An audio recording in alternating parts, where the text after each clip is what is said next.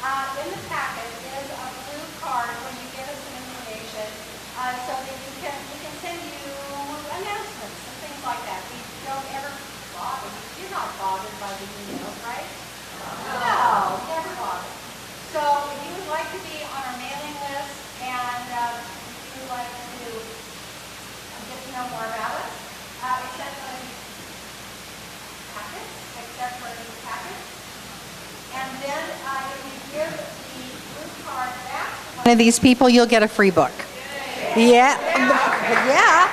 So anybody here for the first time and would like a packet, just raise your hand and they'll come to you. There's one back there. Welcome. Welcome, welcome. Keep your hands up so that the wonderful team members can find you. Very good. And I welcome you so warmly and would love to meet you personally, those of you who are here for the first time. So here we are. Our theme for the whole year is about values. And that's reflected in your bulletin, where you can write in the value that you want to live this particular week. The idea about values is that they don't work or they don't grow us unless we decide on a value to live, and then we commit to that value to live, and then we follow it up with action. And so you are encouraged to do that because, you know, people, we all feel great on Sunday, right? After that song, we feel good on Sunday. But feeling good on Monday through Saturday demands that we do our inner work. And so following up with values is a very good way to do it this year for us. So our September theme is community service. Not just this community. We all belong to many different groups.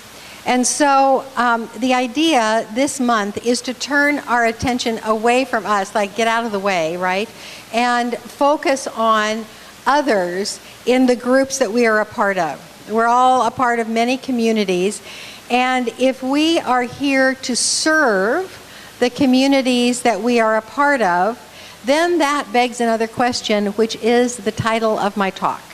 And that is, who is your life for? Who is your life for? Who are you living for? And of course, we are all living for our own enjoyment and fulfillment and doing what we came to do on earth, right? If you're not, that's another Sunday. We will definitely talk about that. But who do you get up for in the morning besides yourself? And this morning, the answer is possibly much bigger than you thought. That's what I'm going to encourage us all to look at, is making who we live for bigger. So if our life is for more than us individually, how big can it be? I want to draw your attention to the altar now. This is a Marsha, a goddess Marsha altar, for sure. So, tucked right next to me is the Buddha. And there is a story about Buddha that goes, when Buddha was enlightened, he was shown nirvana and said, welcome. You can be here. You can step right on over. You can be in ecstasy for eternity. But Buddha said, no, not until everyone comes with me. Not until everyone comes with me will I step into nirvana. That is living for much bigger than us individually. So how perfect is that Buddha came to be on the altar today. Thank you, Marsha. So remember that, here are the values that we're going to look at specifically today. The first is willingness. In order for us to live for more than ourselves, we have to get out of our way and be willing to have a vision that is bigger than the one that we would just have for ourselves. And to know that we're all in this together and be willing to support other people on their path. The next value that we're going to look at today is intuition. Because sometimes the inner urging about what to do and how to serve is the only indication we get that we are being called into action. You know, there's not a signpost and there's not somebody on the radio that's saying, you, do this. It's an inner voice. And then lastly, the value that we're going to look at is big-heartedness. Because in order to live for more than ourselves, our heart has to grow bigger than just our own desires. So remember that the theme for the month is community service. So this month encourages us to look out from our comfortable group, whether it is this group here in our community, or your family, or another group that you are a part of. And can you care for something larger than you're used to? That's the question. Can you care for something larger than you're used to? There is certainly a need, I think we can agree. The world is showing us great need with all the storms and the earthquakes and the animosity that is in the world. There is need for us to give more of ourselves than we're used to. So I want us to kind of look at this idea right here. We know what this is. This is a thermometer. And I want to kind of expand on this idea of a thermometer and remind you of what a thermostat does. A thermostat turns on the air conditioning when it gets too hot, and it turns on the heat when it gets too cold, right? So there's this, when it gets up here, the air conditioning comes on, and when it gets down here, the heat comes on. And there's this area right here, it's probably bigger than most of us are comfortable with, but there's something in the middle that is our comfort zone, right? Our comfort zone within the thermostat.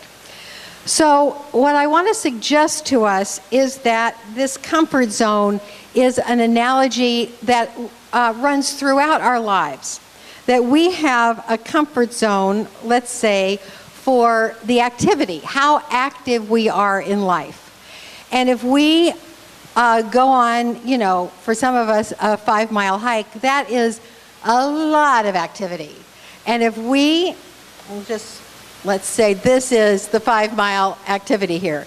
So if we have a 5-mile activity, the air conditioning comes on and we may go way down here and rest for a while in order to stay within our comfort zone. You see what I mean?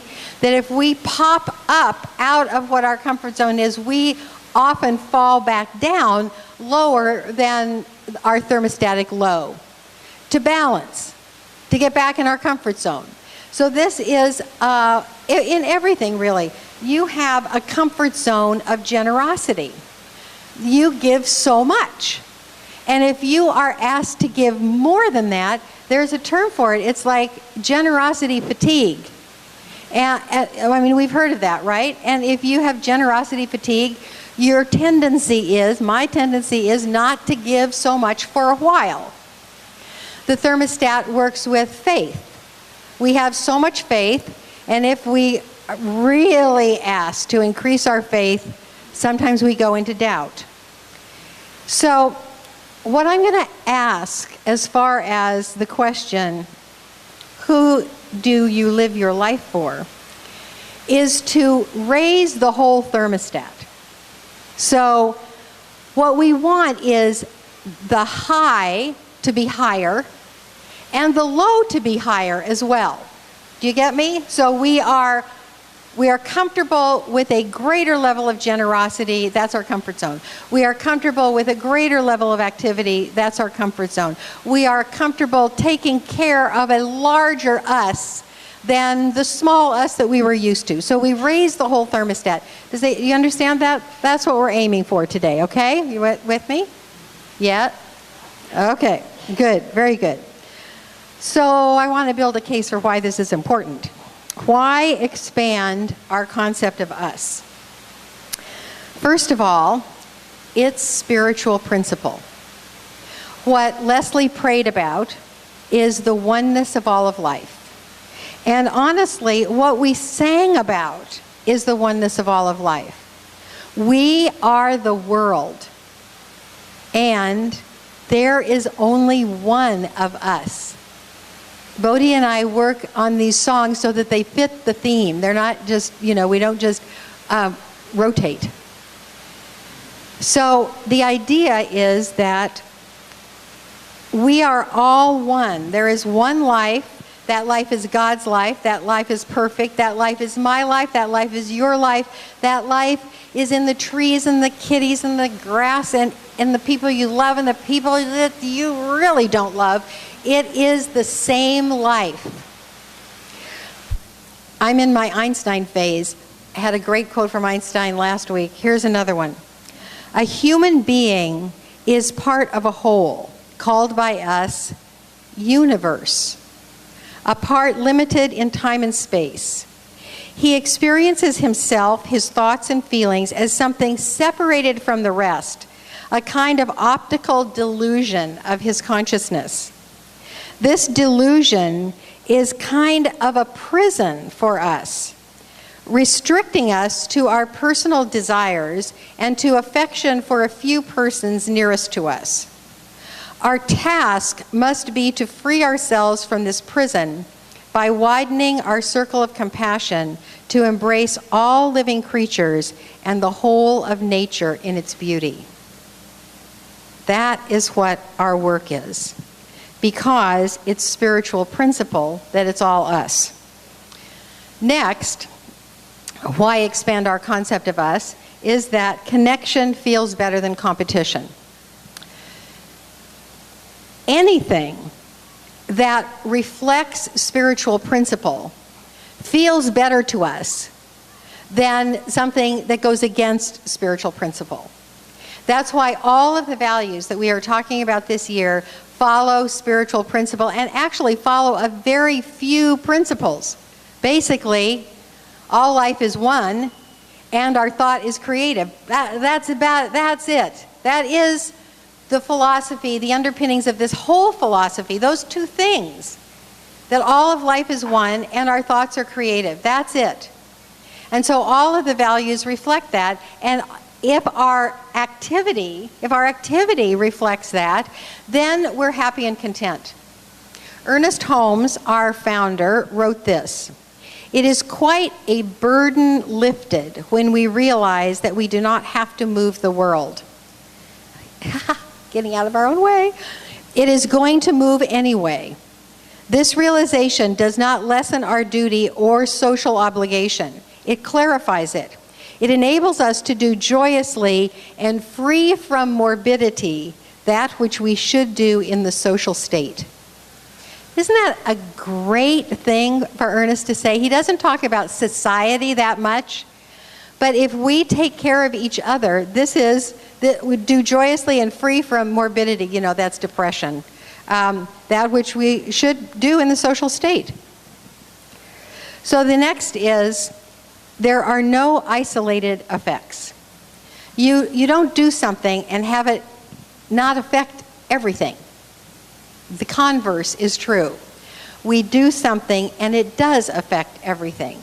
There is this big causal soup going on out there that we all participate in. And the sum total of our beliefs and assumptions and the values that we live come back to us as our experience of life. A lot of our experience of life is because of our consciousness, but it is also affected by everybody else's consciousness and how they follow that consciousness with action. So nothing is separated.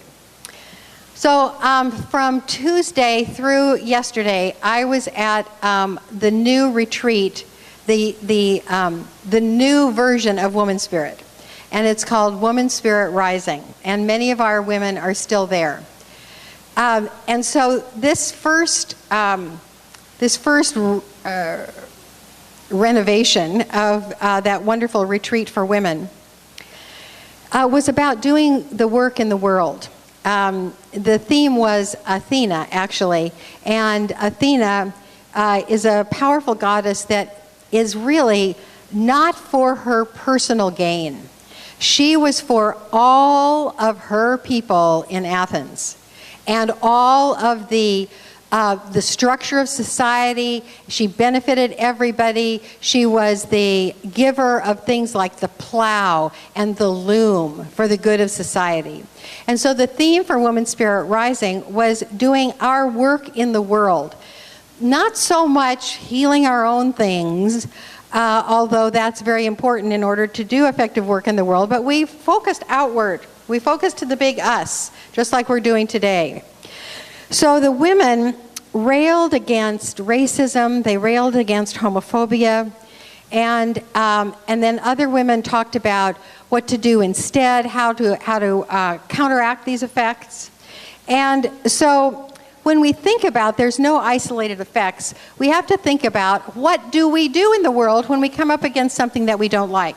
Do we focus on what we don't like and shine a light on it? Or do we act in a world the way we want? As Gandhi said, be the change you want. I honestly think there's room for both. I think the lights need to be shown on what isn't working and then an alternative given immediately. Last week we talked about the golden rule and how important that is to really do for others and with others how you would like to be treated. But the golden rule works because that too is spiritual principle. What we do to others, we get back. It can't be any other way. How we move out there, what we do to other people, how we are with other people is how they then are with us. And so there are no isolated effects. And if we live for the good of all, it will come back to us. Because, lastly, there is just us.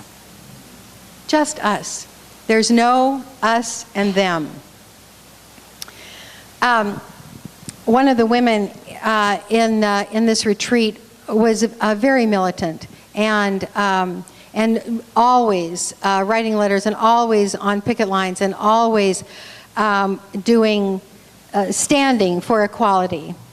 And she was bristly, and she said, at one point, she said, I know I'm coming across as abrasive, but I do this for love. She said, I don't know who said this, but she quoted some wise person and said, justice is love in public. So that is wonderful. And if we have that come from place that is about love and about oneness and about, someone's speaking into the, we have radios? Okay, okay, it's all good. Let me get back on track here. Justice is love in public. Yeah. So, from Creative Living, Ernest Holmes wrote, we should allow the gifts of life to flow out to everything we touch, everyone we meet, every situation we contact. Then, wherever we go, every situation is blessed, every person is helped, every discord is harmonized without our even being conscious of it. That is the good that we perpetuate when we come from that place of love. So that is why we want to expand our consciousness of us. And next is how we expand our consciousness of love. And these are really the values that we talked about today, or I'm going to talk about right now. So the first one is develop willingness to see all people as family. You know, if you know someone's story, it's easy to include them in us, right? Because your compassion is triggered.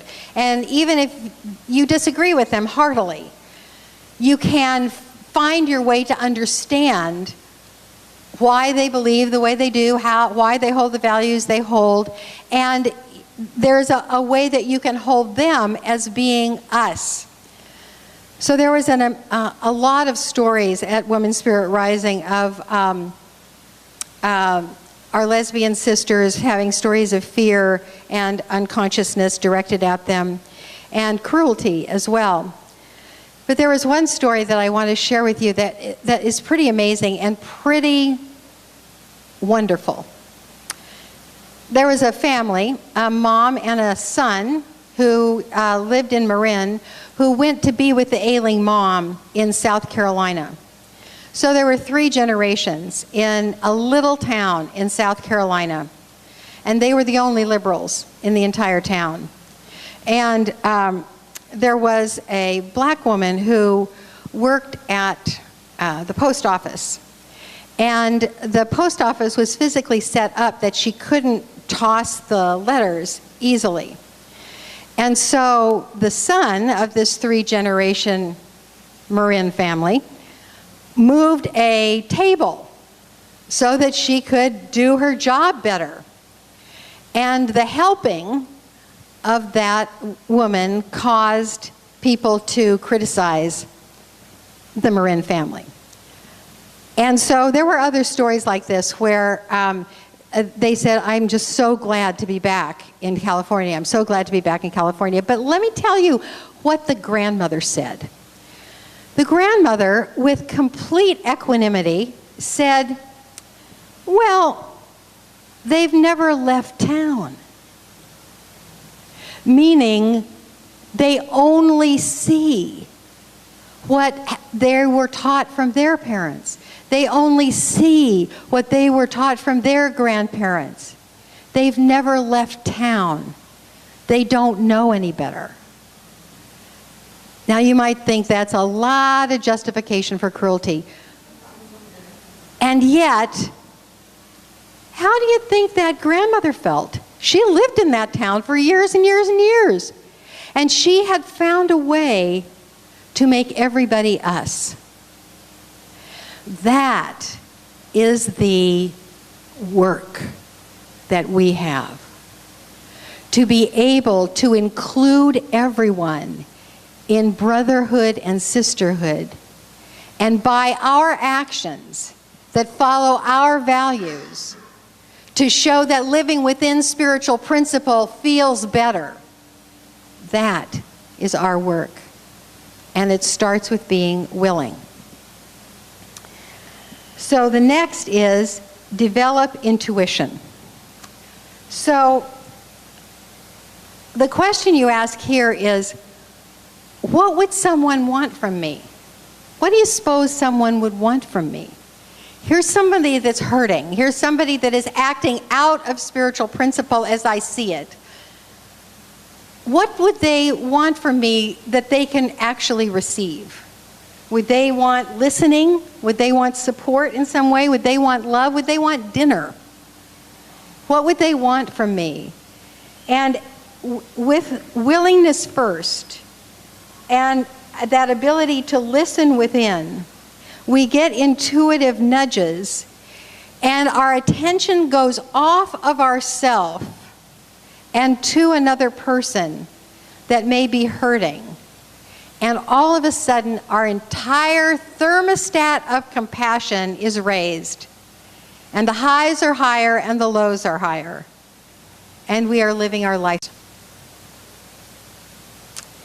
And then finally is develop big-heartedness. When a family has a next child, there's always enough love for the next child.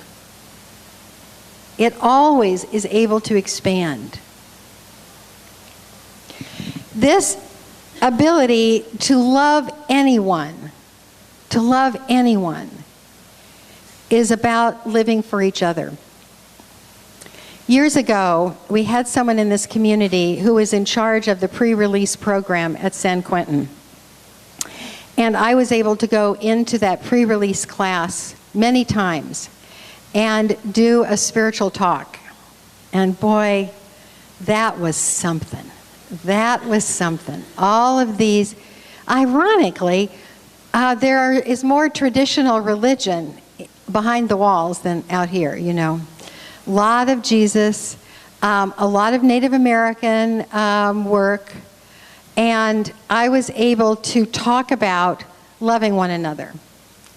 And the way I suggested that they do that, I did a little diagram of a golden light at the center of each one of us that's covered up with disappointment and covered up with bravado and covered up with pain and covered up with lies and covered up with expectations, and you know, it's the onion layer upon layer upon layer hiding our light. But the light is still there. And the real skill